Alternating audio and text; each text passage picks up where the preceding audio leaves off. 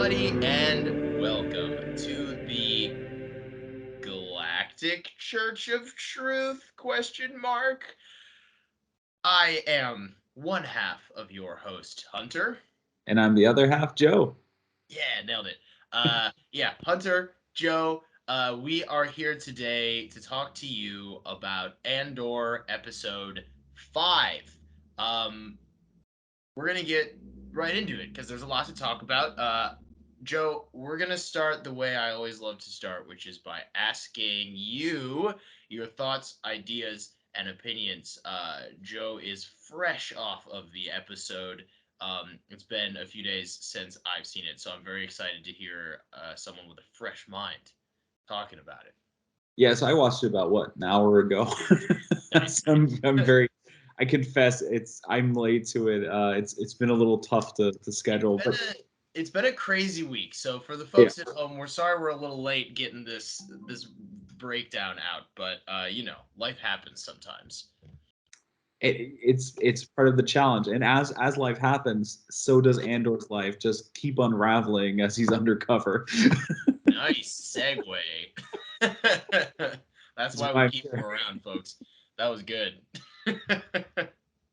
I mean, the latest episode. I do think the latest episode it was a bit more of a step back again because we introduce Andor as Clem to this group. It was a lot of setup and building like the first seeds. This episode, it didn't quite become the payoff of what I thought it would be.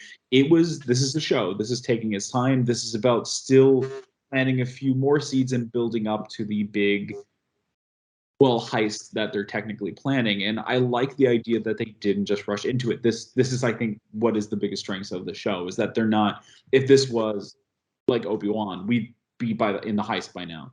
Yeah. Probably like 3 episodes ago, and they're still building that up, still having that lack of trust. And alone with Andor, I mean, Diego Luna really sells his performance this time around, and Yeah. a lot of the show is him having the showcase that this is a person who's just he doesn't trust anyone. He's don't touch him, don't take his stuff, don't touch his stuff, and you can just and the way he sells it just works incredibly well. But what they did in the best case in this is they gave him characters that are each so individual that they play off of him really well. And I think that was like the big selling point of this episode. We did get stuff with Mon Mothma. We did get stuff with with a few other characters. We did return to our good old buddy who's now lamenting they lost his job and his mom's on his case. I love everyone made the joke. He's like he has an Italian mother, and it's just each episode proves it more and more. Yeah. I One of the things from this episode with his mom specifically, which we can get more into all that stuff later, but since you bring it up, the most like Italian mom bit from from this episode that I loved. It was like my favorite moment from her, and I don't necessarily like love her character. Like I'm not sure we're supposed to like love the Karn family in general. Um but there is that moment where she's just berating him ruthlessly, and then in the midst of it is still like pushing his cereal towards him. Like, you're not done eating though. Like, you still need to eat. And that, without saying anything, like, she's mad at him and she's yelling at him. And then without speaking, she's still like, but I'm still your mom and you need to finish your food. And like, I loved that bit a lot. And, everything that you just said, I wholeheartedly agree with. I don't know if I would say it is definitely like more build up. I think that an advantage this show has compared to a lot of the other, not even just Disney Plus Star Wars shows, but like Disney Plus TV in general, is that they have the whole thing planned already. It's not like they're making this season as though it could be the only season of Andor, but like maybe we'll get a season two, and no one knows, and the fans are guessing, and yada yada. Like, we know, they know, we're getting 2 seasons, and they already know exactly how they're breaking the story up between those 2 seasons. And I think that that helps the pacing a lot, and it helps give us these like character building episodes that it sometimes feels like other Disney Plus shows are missing. And I really, really liked this episode specifically for the character building. I'm a sucker for like small character moments like that to me is sometimes more exciting than like all the big action set pieces combined. Like I Yeah. love it so much, and we get a lot of that in this episode, especially between. I mean, like you said, Diego Luna is just off the charts good as Cassian in this show. Like, there's a reason that Cassian is so popular, and that reason is Diego Luna because He he's sells killing it. it. But him and I believe I'm really bad with the characters' names in this show for some reason. I believe it's Skeen, who is like the other. He's Yeah. like the Cassian type character who was already on the team, and is like, hey, now there's another me type guy on the team, and I don't know how we're gonna do together. But their little rivalry throughout the episode, which culminates in them opening up to each other just a little bit. I really liked all of that, and I think that Skeen has quickly become a favorite of mine in this Mm. series outside of like the Cassian of it all. Um, I think he's a very strong, well-developed character that fits really well into the Star Wars universe. Yeah. And yeah, this whole episode of like campsite politics, I really really like that. It's the same reason I love watching House of the Dragon or I love watching Rings of Power. It's like I love the way all these character arcs are coming together to like make something beautiful and interesting. Yeah, I really liked all of it. I'm gonna hop to. I don't know if this is off topic or not, but I am just curious to hear your thoughts. Based on this episode, Mhm. who do you think is gonna die next week? This has been I'll like be the hot honest. Who topic. won't? What was that? Who won't at this Yeah, rate? yeah. That's a fair because it really does feel like this show is like we know that season two they've kind of already commented that like that season of 12 episodes will be broken up into arcs of three with each like three Yeah. episodes taking place in a different year. This season all takes place in the same year, but it does seem like they're still doing the arcs of three episodes. You Yeah. know, we get those first three episodes on Ferrix with the big climax, and now we've had two episodes on Eldani, and it feels like the next episode would be the heist and the Yeah. climax of it all, and after that we move on to like our next grouping of three episodes. And with it being the climax, it really does. And with how like ragtag this group of rebels is, it really does feel like not everyone is gonna make it out Mm. alive. Um, I as much as I again terrible with names, but the kid who's from Black Mirror and End of the Effing World, the one who pops out his little communist manifesto in this Yeah. episode, which Oh, I love him. that I was the love biggest him. red flag. As soon as he pulled Yeah, that book, and it's like, oh, he's too. The minute all the other characters were like, "We love him because he's so pure," I was like, "Yeah, so he's gonna die." he's gonna Like die. that's like He's TV probably one. gonna die the worst death of them all. I know. I'm like TV 101 is the character who is the nicest dies first. Either retirement or you're nice. There's no really question there. Yeah, they're like he has no red flags. I'm like, great, so he's gonna perish immediately. um, yeah, I really like all these characters, and we learn a lot. Like we learn that's the whole point of this episode. I imagine because they want to make it hurt more in the next one. But it's a lot of like we learn a lot about Cassian and how he interacts with people at this point in his life, which is the most important takeaway.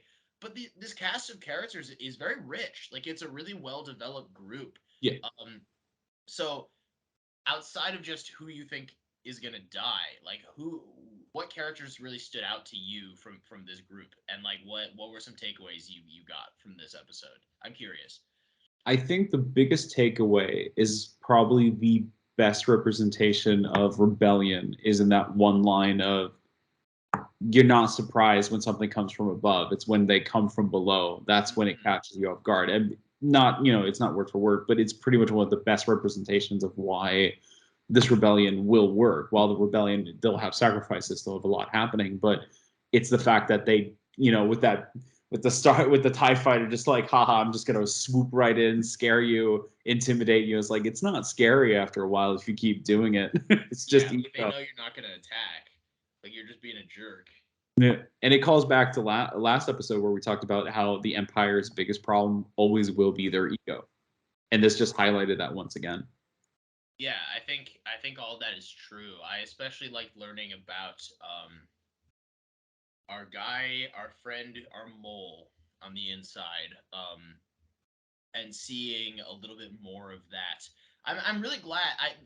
I feel like with characters like that, there's always the easy route to not really elaborate on it and just say like, yeah, this is our guy inside the Empire, and then like he just shows up during the heist to help, or he doesn't help, or whatever.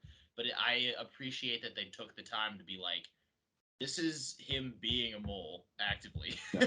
like like within the Empire. You get to see that, and the actor himself, whose name I don't know, admittedly, um, is very good. He's very good at like portraying the complex set of emotions of like trying to fake serve the Empire, trying to do right by his squad, you know, whether they be good people or not, and also trying to like help the secret rebellion that's forming on Aldhani. And he has that really great moment.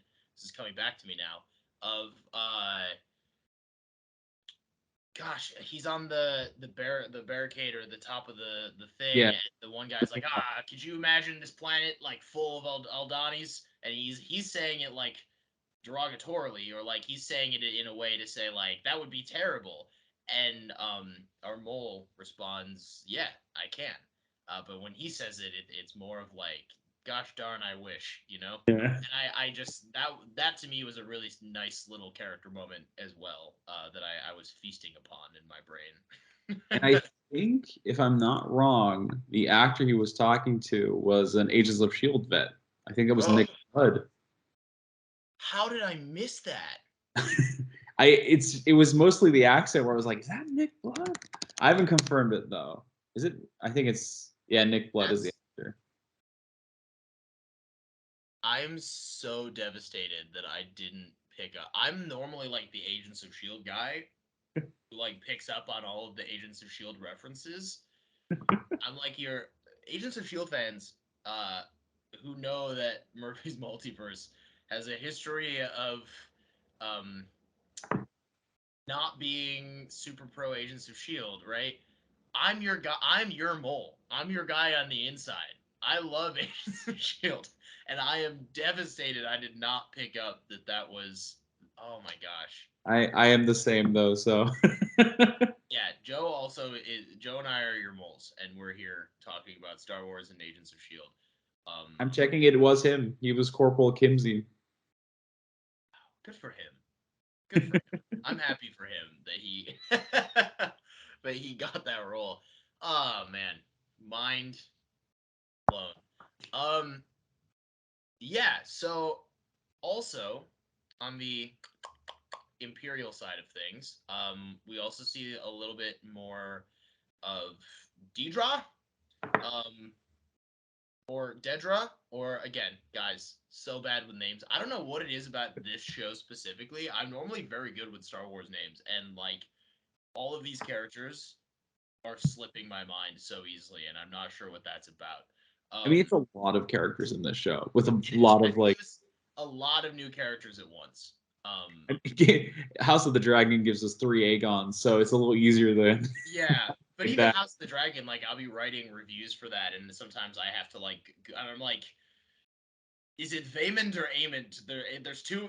That is true, by the way. In that show, there's a character named Vaymond and a character named Aemond, Amen. and they're very different characters, different last names, not even of like the same heritage per se. They just, yeah. Anyway, Close enough. close enough. Um, yeah. So I just wanted to bring up these little character moments that I loved really much, because I think that is the foundation of this episode in every way. Like this is a character episode. Yeah. Um, yeah. So on your end, of having just watched this episode like an hour ago, um, what were some of your like favorite moments that really like stood out to you as like this is the hot like highlights of this episode? Mhm. I think it's the practice with the guns. Mm. And they're really showing off his like the thing. I think the first, actually before that, the biggest moment for me was the whole conversation about the weight, where he's just like, did you not think of this? I think anyone who's ever entered a company for the first time with experience, it just goes, did you guys never think of that? I think Yeah. everyone can relate to that. And that was a really wonderful look into like really where the rebellion is at this point. Where like it's a group of people who have the drive, they have the ambition to be like, we're probably gonna die, and we're gonna risk it all to go. Like it's again, we joked about this last week, but the rebellion in Andor, they're really good at this like suicide mission. Like we're gonna go into this, we're probably not gonna make it, but like there's a slight chance we do something that slightly annoys the Empire, and like that's fine. And um, it was a fun look to see like just how ragtag they are at this point, Yeah. where they are like days away at this point, maybe a day from the riskiest thing they've ever done in their entire lives, and one of the single most key components of their plan they still don't know how to do, and Yeah. it's a stay away. Now, granted, going headfirst into something very risky without any sort of plan and just hoping you can wing it well enough to get out alive, that's something that I feel like I do a lot. I mean, not that I put myself in situations of dying, but like hopping into something and being like, it's gonna work or it's not gonna work. I do that all the time. I completely understand. But this feels like how? What was their plan if Cassian didn't show up? And it makes me think, why were they so mad when this guy shows up and he knows how to do all these things that they clearly needed help on? Like clearly they did need him. And they're like, I don't trust it. And I'm like, you're gonna die if he doesn't like you better trust him at this point. Because you need to get this thing out and you don't know how to get it out, and he does. So you might as well. It's almost like someone planned to find someone who knows his shit to maybe help this mission out I for know. him. That's what, like, as soon as that conversation happened, I no longer understood quite as well why they didn't trust him. I mean, I get why they didn't trust him, but why they were so against him joining. Because I was like, no, turns out you guys need help. Like, you're not as set as you thought you were. um, so yeah, you're 100% correct. That was one of the better moments of the episode. And Diego Luna, the way he like delivers his disbelief, that he's just like, you're telling me you don't know how to do this, was so good. It was so entertaining, and I and I loved every second of it. Um, I think that scene perfectly reflects then when he later on tells them why he's there. He doesn't say his name is fake. He just says, "Oh, I'm in it for I got paid to be here." right. But at the same time goes, "Do you think I'm that stupid that I'm going to kill myself for money?" That's the thing is like that's sort of true that he's only there because he's getting paid, and it's also like not entirely Yeah. true because yes, he's there because he's getting paid, but we all know that deep down he also does at least kind of care about like destroying the empire. Like he does want that.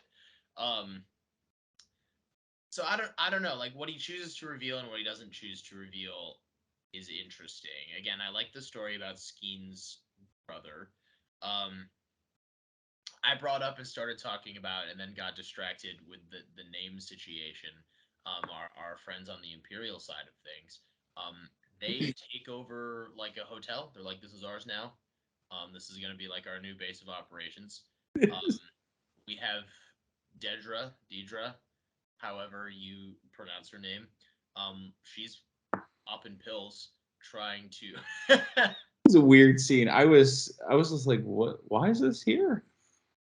Yeah, so within the world of Star Wars, what she uses, they're called like stims or like it's like I don't know, it's like Star Wars cocaine. I get like it's exactly what you think it is. Like you take them and it's an artificial like energy booster.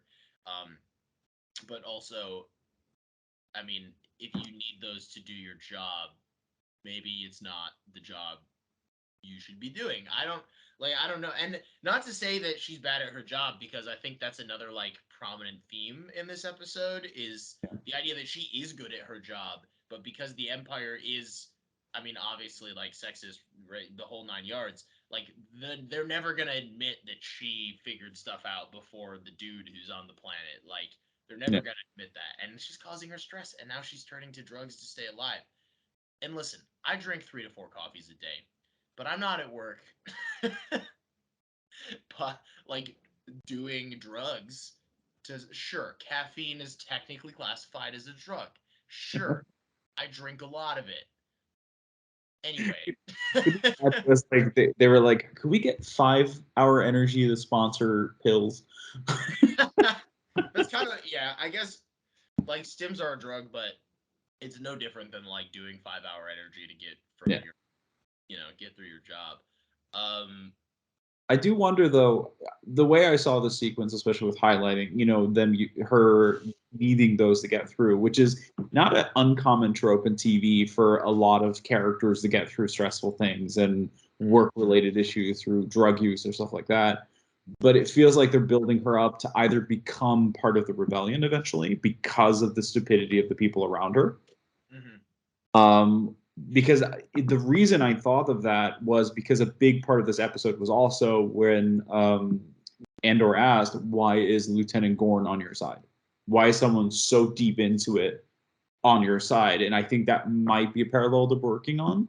But that's also kind of the power of the show is that you're having moments with these characters that are small in this episode, but they're supposed to build up. Like everything with Karn, he technically doesn't directly relate to this story, but they're building up to his return, Mhm. potentially turning in that direction. I think we're seeing not only just the Empire being the Empire, but we're seeing the seeds of rebellion Mhm. growing out of different origins. I fully agree. I was just talking to someone else actually the other day about a very similar, like a similar idea Mm, or theory. I think I said in the last episode of this with you that I felt like there was potential for Karn yeah, to be this Star Wars story's redemption arc, or like turn from the dark side to the light. Um, and someone else brought up to me that Dedra or Deidre, I will say both every single time, Miro, however, whatever, that she could also be on a similar path. And that there might be a possibility that we do see like her and Karn meet up at some point and form some sort of like, when I say relationship, I don't mean romantic per se, but like some sort of like working relationship or something along those lines. But yeah, I do. I think that that's a really astute observation in that like a lot of this show is the idea of like those seeds of rebellion. I mean, this is it's live action Rebels in a yeah, lot of, it's playing with all the same themes and ideas that Rebels did. It's just live action with a different set of characters. And and it's moving a little away from the Jedi. yes, yeah. Um, so yeah, I could totally see Karn becoming the Agent Callus of this show. I could totally see Dedra becoming something along those lines as well. I think it's all there. I'm very curious to see how it plays out. But I Yeah, think that's a testament to like how well they are weaving these things together, and that I'm more interested to find out if Karn, like where Karn's story is going, a character that I don't like. I don't like him, but I'm yeah, so curious to see what's happening with him, even more so than I am to see like what kind of action happens next week. yeah. Like I'm just like, also, I brought the cereal up earlier. Blue Milk. I'm throwing that out there. We get another appearance of Blue Milk. Also, and I said this, I was on a podcast. You know what? I'm gonna give them a shout because I love, they're good friends of mine. This is the Way Seekers. They just started this podcast. Very, very good people. But I was on there talking about Andor as well, and I still cannot get over. He keeps like picking up, Yeah. like he's picking it up out of the milk and just holding the cereal, The and that mini. really bothers me because I'm like, it's gross, it's wet and soggy, why are you doing that? Like I don't know why, but it distracted me so much. It's like, you need to stop holding your cereal in your fingers. It's weird, stop it. Ironically, I saw it as a weird foreshadowing with the Death Star because it was like black with a ring on it. See, I was like way too distracted to even think You're about just like, any form of gross. symbolism. I was like, I already didn't like you, and now you're like holding soggy, like whatever it is. Didn't like it all. Also, Next time he definitely walks just with socks in the rain, you know? that's what it's like. What are you doing? That's crazy. I've never wanted to touch my cereal. Like it goes in my mouth, or I don't touch it. Like it's one or the other. Also, definitely just like that's just like a fruity. That's not space cereal. That's just cereal, and I appreciate that. I love the fact that it was like the one thing about Star Wars is as much as it is a sci-fi story, they don't go out of their way to invent commonly like food things that wouldn't exist, but they just go, oh, it's milk, blue milk. So here's your blue Yeah, milk cereal with Captain Crunch circles. exactly. And for me, that comes from the fact that like the original Star Wars was so low budget that they couldn't Yeah. do anything that crazy. So like it's laid this foundation for like they literally were like, we want him to have something, but we want it to look spacey, but we have a budget of about $2. So we're gonna go to the store and buy milk, and then we're just gonna put blue dye in it and call it space milk. And Star Wars has had to follow that for the rest of time. And I love that now they it's like force their hand to be inadvertently low budget sometimes. They're just like it's cereal. Like we're not going too crazy with it. We're not gonna make it like little CGI like squids or something, and we're Yeah. like, this is space cereal. It's like, nope, it's Cereal. just Fruit Loops. Like, like, all right, cool. Glad we're all on the same page. Um, what Joe? What else happened in this episode? You're fresh off of it. We got some interesting development with Mon Mothma. Yes, we did. Mon Shitty. Mothma has a daughter, and her husband is still the worst. I love how the husband just gets worse and worse with each episode by him just doing the bare minimum every time. I want him to like. I would like his ending to be that he gets absolutely screwed over by all of these like friend like he's like, yeah, these are my cool friends, and like, yeah, yada yada, oh, they're not so bad, yada yada. It would be great if one of them just like backstabbed him to get ahead, and he's like, but I thought they were fun, and Mon Moth was like, I'm divorcing you and I'm starting a rebellion, peace. And then it's like he dips. Just out of there. You're your own problem. I'm Bye. Audi 3000 and just like heads out.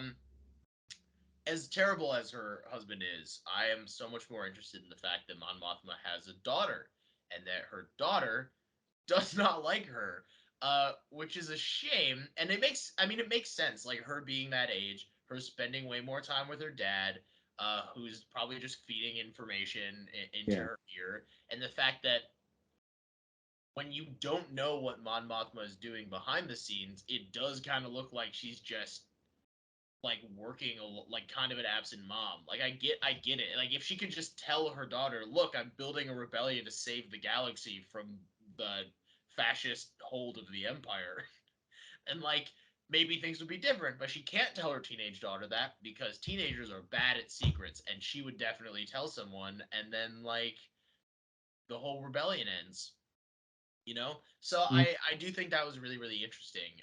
Mon Mothma having a daughter, by the way, is not, I believe her name is like Lita or something along those lines. um that's not entirely new. In Legends canon, it was said that Mon Mothma had a daughter also named Lita Mothma. But this whole plot line of them not getting along was never a thing. Like it was just her daughter, and it was like, ah, she has a daughter, and that was really like all we knew. They never really expanded upon it.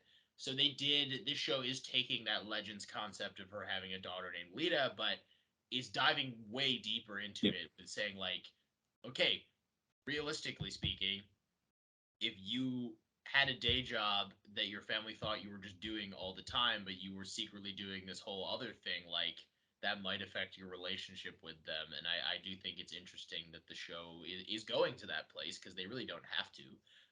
I really didn't expect this show to like dive into Mon Mothma's home life as much as it is. and I'm happy that I'm loving it. I just wasn't expecting it. But yeah, I'm glad you bring that up. I have to say because I don't have the experience with the Legends, I was a little sad because I was hoping there was like a running theme with the Mothma family is that every family member has like a something with N because Mon Mothma was such a rhyming name, so she's like me Mothma or something. And I was like, oh, it's Lita. Boring. I don't even think her husband's name. I don't know. No one cares about her husband's name. No, he has no right to a name. Anyway, so it's fine. He's just there. He's just there. He's just there to like be a foil, and it's annoying. No one likes him. I do love the sequence of something's wrong if the daughter's really much chewing out her mom over we don't know exactly the details, but it just seems a little one-sided. And at the end of the day, he's just sitting there not saying a thing. And it's just that it's which leads into the whole rebellion thing, because I think the idea of her having a teenage daughter, a rebellion of itself, and she's starting a rebellion is kind of a fun irony. Nice.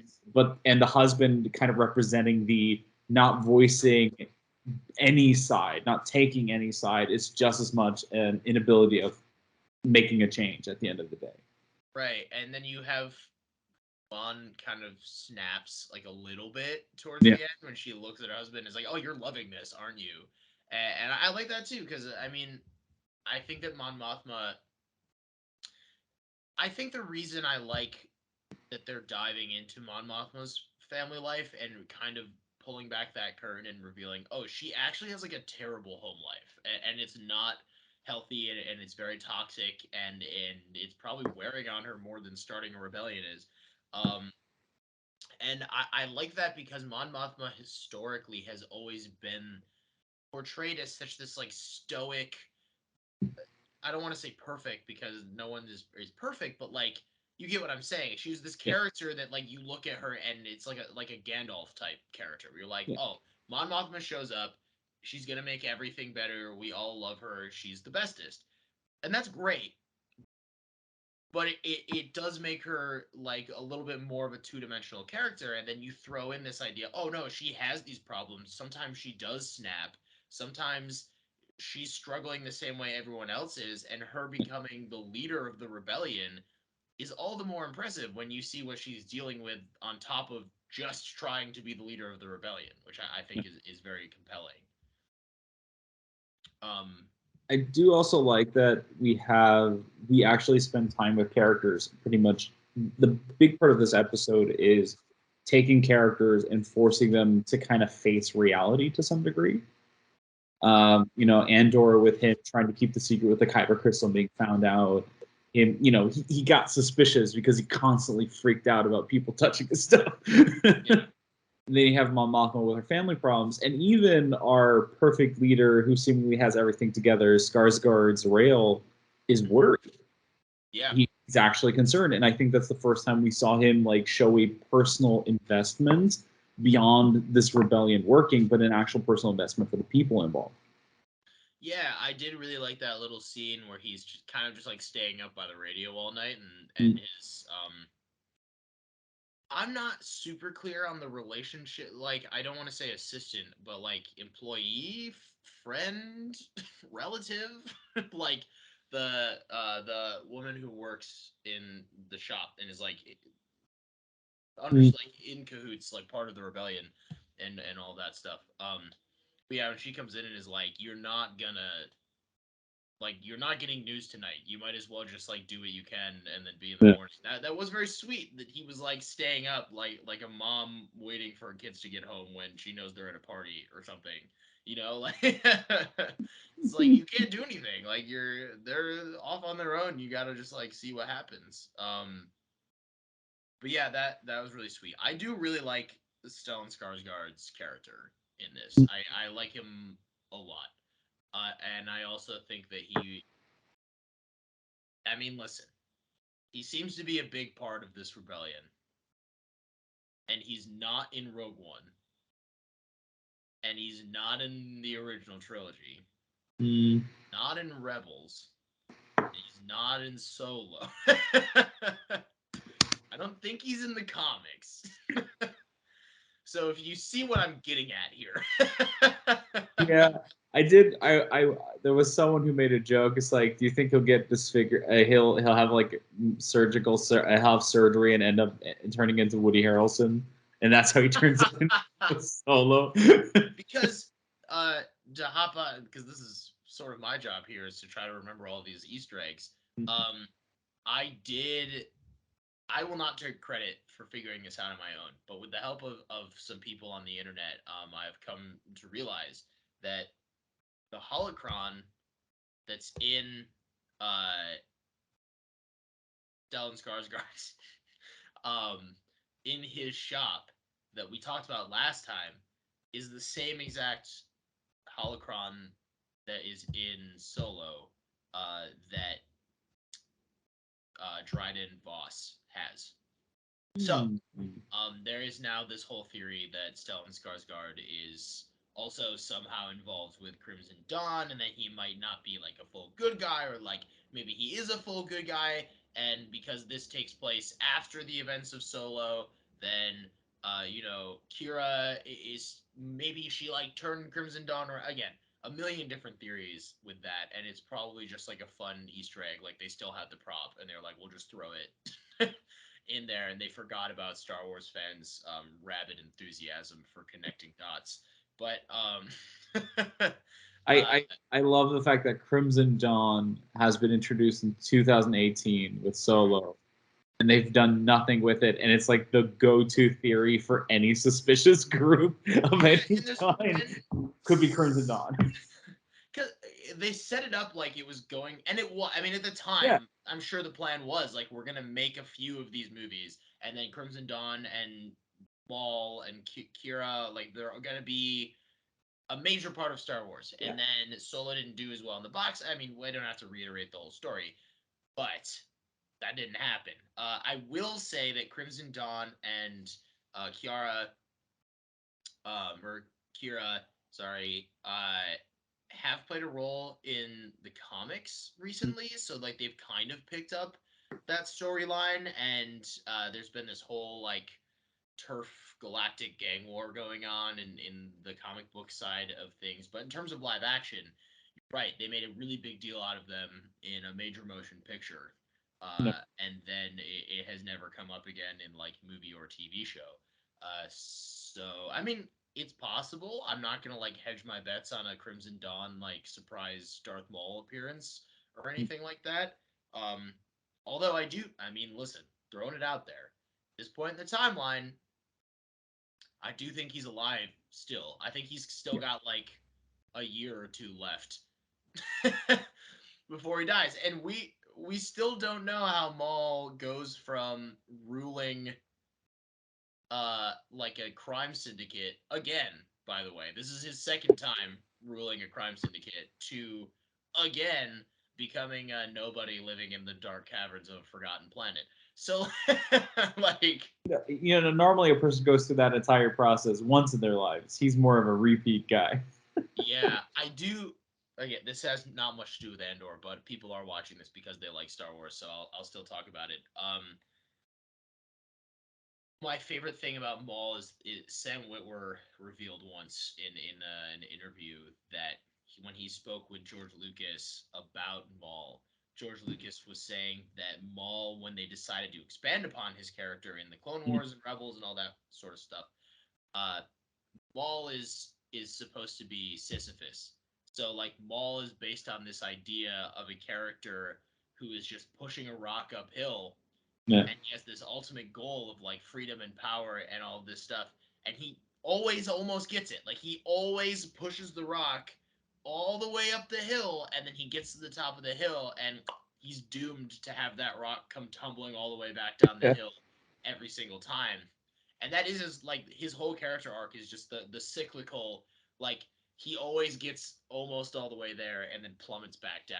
And I think that's like a very fun concept for a character, especially within the Star Wars universe. But You know what makes it more fun?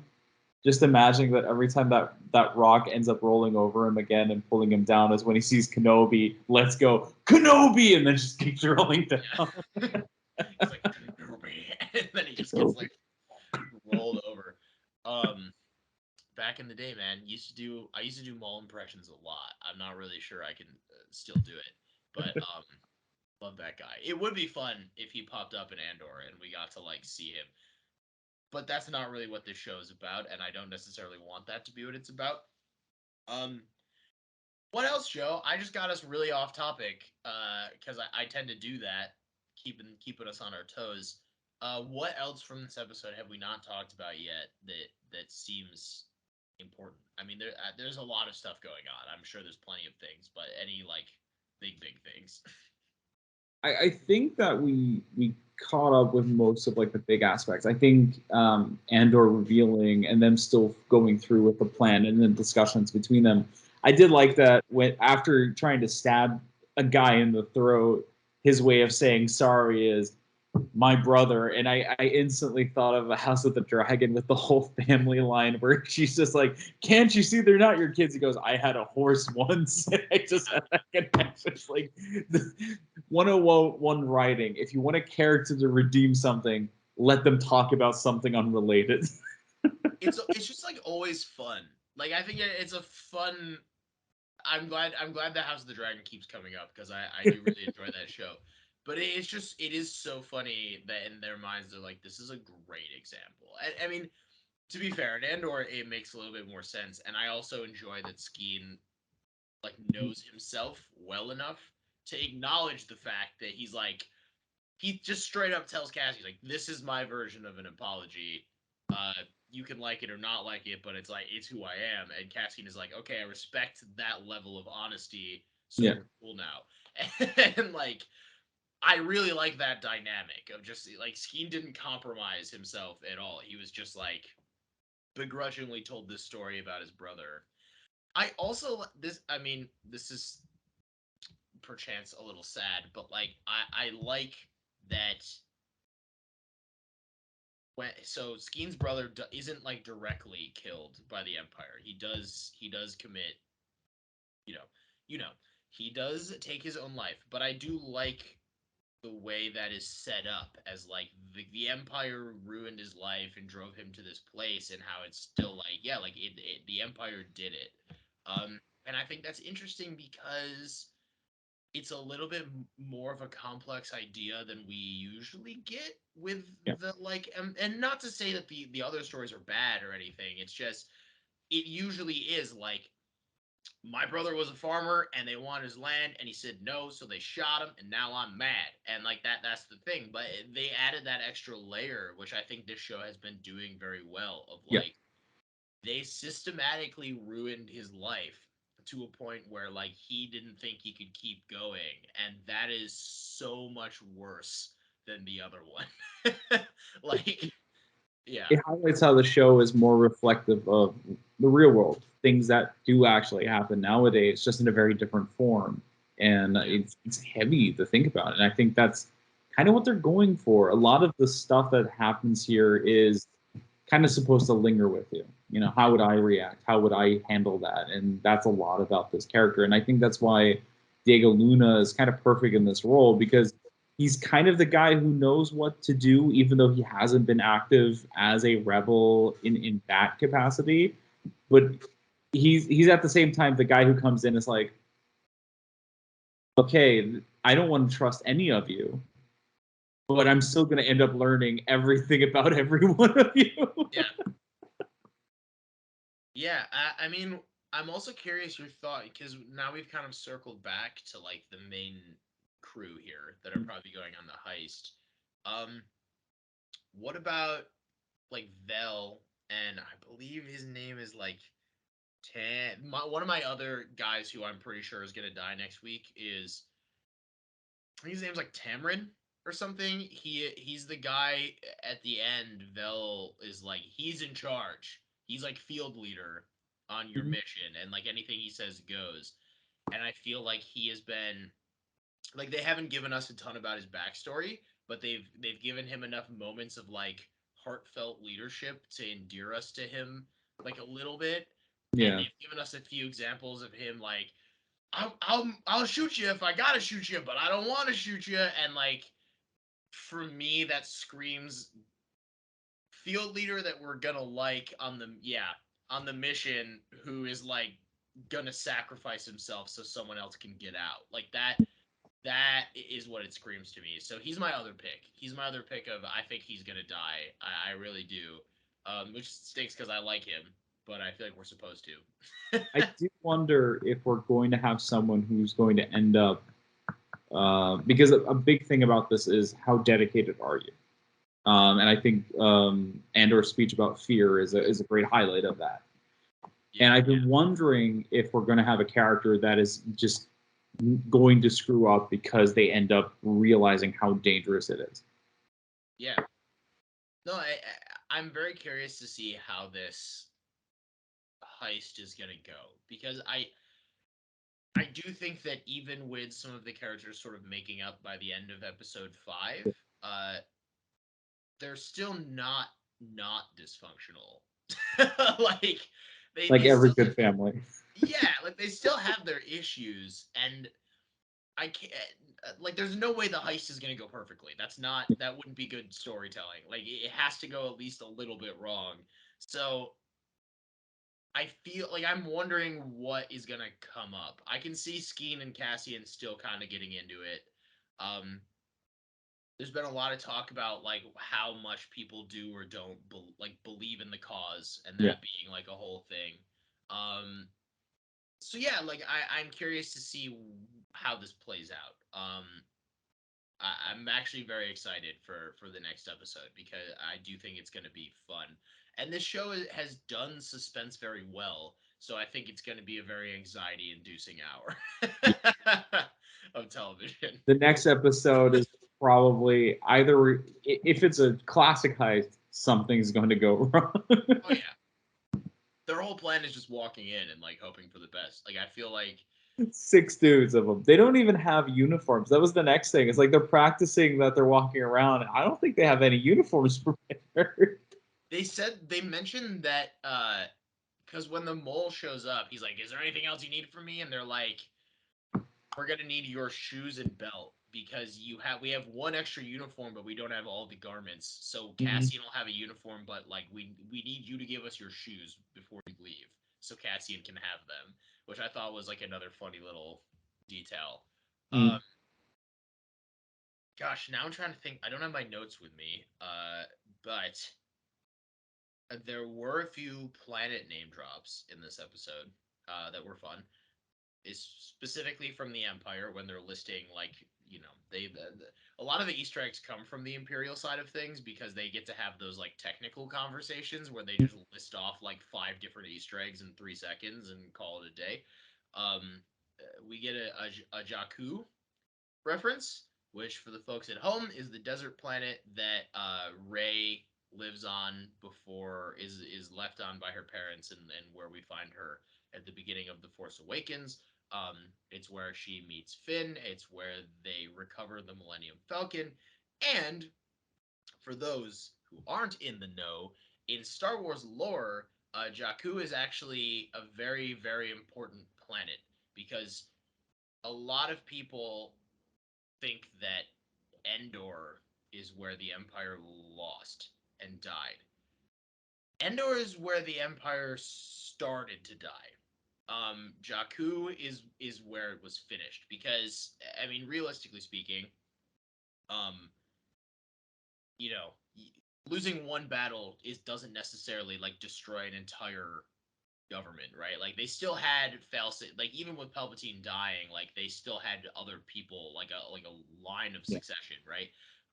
So they had other commanders step up and take the fight, but where the rebellion truly really wins is on at the Battle of Jakku, which if you are so inclined to experience, you can play in a level of Star Wars Battlefront 2, a very underrated game, which does kind of tell the whole story of that era, or at least allude to it. Also, there's a series of books, like Lost Stars. I think like Claudia Gray perhaps wrote them. Anyway, Jakku it wasn't introduced until Disney took over, but has since become a very important planet in Star Wars lore. They also reference Kessel. Ah, the old Kessel Run. good old Kessel. Yeah, originally referenced in Empire Strikes Back. See, I'm doing all this from memory and redeeming myself. These are my nerd points. Kessel originally referenced in 1980s The Empire Strikes Back. Or no. Was that probably the original Star Wars? But anyway, Okay. yeah, it was the original one. It's referenced in a bunch of them, but that is where we see in Solo a Star Wars story. The infamous Kessel Run. It's a mining planet. It's green, a little gaseous, a little poisonous in the waters and such. Hmm. Very fun. A lot of drug smuggling goes on there. Very much another big Han Solo reference. And Hosnian Prime gets another shout. Hosnian Prime, another one introduced in Disney canon. Hosnian Prime ends up becoming the capital planet of the New Republic Hmm. later on down the line. And in The Force Awakens, it becomes Alderaan 2.0. Hosnian Prime, and really the entire Hosnian system, which is just a gosh darn shame, gets done blowed up by Starkiller Base. So they reference Hosnian Prime. It's not really important yet, but it will become very important in Star Wars history. And it's got about it's only got a couple decades left to exist. So count its blessings because it's not going to be around for much longer. Cassian and Skeen talk about some tattoos a little bit. They Space reference tats. the what? The good old space tats. Base tats. As a crate head is something that he says. Crate dragons were in the Mandalorian. They're on Tatooine. Um, there is also a Darth Krayt in Legends, Krayt, who in a whole different Star Wars Legacy comic book. There's another significance that I'm forgetting off the top of my head, but Krayt Head is interesting. It implies they both served, that Skeen also served the Empire at one point in time. Again, a lot of rebellion people at one point served the Empire for a variety of reasons. Skeen and Cassian both probably just because for the same reason that Han Solo did. Like they were young and they didn't have direction and they just ended up in a place. They also one thing that I found interesting that they don't explain and doesn't really have like precedence in Star Wars lore is one of Skeen's other tattoos that Cassian recognizes is a hand something. It's I'm blanking on the exact phrasing, but they don't really explain it, and it's interesting because one of the only other like hand things in Star Wars lore is like in Legends, there was this position called like a hand of the Emperor, Mhm. and the hands of the Emperor were essentially the Inquisitorius of Legends canon before the Inquisitorius were a thing. Skeen is probably not that, but like infamous Star Wars character Mara Jade was. So who's to say maybe Skeen was part of like a special hit squad in the Empire that was like the hand of, so I don't know, something along those lines as a reference to Hands of the Empire in Legends. Who's to say? I thought that was interesting. Um By the hand by is the the name. hand. Yeah.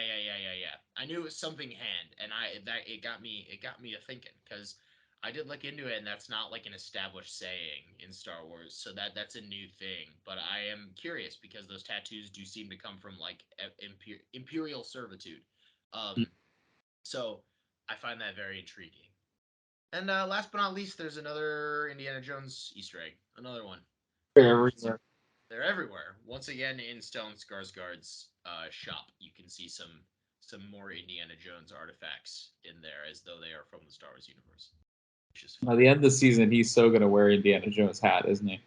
By the end of the season, we're gonna find out this is Indiana Jones 5, and we've all been duped. James Mangold has been so good at directing a movie. He made a show.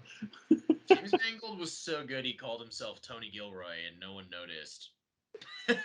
This is like Hideo Kojima level of extra level marketing. Yeah, so after all of that rambling on my parts, Joe, before we wrap up, is Mhm. there anything else from this episode that you really want to talk about or discuss or break down before we head out? Um, I think what I'm liking about it right now is because we know that Saw Gerrera is going to be part of the show as well, That's true. That's been confirmed. Yeah. and that they're not going because there's no hints if he's part of this, if he's going to show up. He's going to show up in the next few episodes, and I think that's kind of because it's in the back of my head that like something would happen. Oh, they get like Saw Gerrera coming in and helping them out. It's like I do not feel that in any way. I feel like these guys are on their own, Yeah. and if it screws up, it screws up, and I kind of like that, and it's something that's in the back of my head at like any other show, like Obi-Wan Kenobi. Everyone expected him to randomly get help from people, Yeah. and it's not the fault of the show; it's the fault of the expectation of such a legacy character. And then this feels like a bunch of people on their own. This is similar to what Rogue One felt like, and even knowing that Saw Gerrera is going to be in the show, I love the fact that I don't even for 1 second think, oh, he's going to show up here next episode and help them. No, I feel like he's probably part of its own 3 episode structure. That's another part of Rebellion, and he probably is not like a big role. He probably just shows up, is like the guy who goes, "We got to do this and this," and or hates him. Yeah. That's where I see it. But right now, I'm like, I don't see him coming in, and I'm glad he's not coming in. I think that's a great strength of the show right now. Yeah, I hope he doesn't. I mean, not to say that if he shows up, I'm automatically gonna hate next episode or anything like Yeah. that. I mean, it can be done well, and if he does show up and perhaps it is done well, and I'm like, oh, I really like this. But like, unless that's the case, I do also agree with that, and I think they are on their own, and I think that speaks to kind of what we've been saying this whole time about like during this time period, there is rebellion, but we exist in a time before it is as organized as we end up seeing it. And I think that is a thing that people tend to forget that Yeah. like, it's not the rebellion you know from the original trilogy. It's pockets of rebellion. And each of those pockets, they might even be aware. Like, we know Cassian and his pocket is aware of Saw Gerrera because they already referenced it in this show. We know they exist, but they're not in cahoots. They're not working together. Like each rebel cell is very much on its own. And we're still, I want to say, in the timeline, we're still like 2 or 3 years off from like the first rebel cell team ups happening. As far as we know, I mean, the show can always give us new information or bring new stuff to light. And I don't want to say it's set in stone that it's not possible, but yeah, like we're not in a place in the timeline where like, oh, three other rebel cells are going to show up because they heard this mission was happening and they thought it might go sideways. It's like, no, if you go in to this heist and it goes poorly, like you're on your own. You're going to get out or you're not going to get out. And if you don't get out, not only are people not going to be sad that you died, they're not even going to know that you died. Like that's the crazy thing. Yeah. And like and like it'll just be a failed attempt and they won't even make the history books. Like it's very interesting to me. But I do think that is a great point. Um Anything else? That's it. That's it for me, folks. Appreciate that. Well, for the folks at home, thank you for listening. We love talking about nerdy stuff, and we hope you enjoy hearing us talk about nerdy stuff. Um, because we're gonna keep doing it anyway. So whether you like it or not, and that's a threat. No, I'm kidding. It's not a threat. But um, I once again have been one half of your host, Hunter. And I'm the other half, Joe. We will see you for the next episode of Andor. See Have you a then. good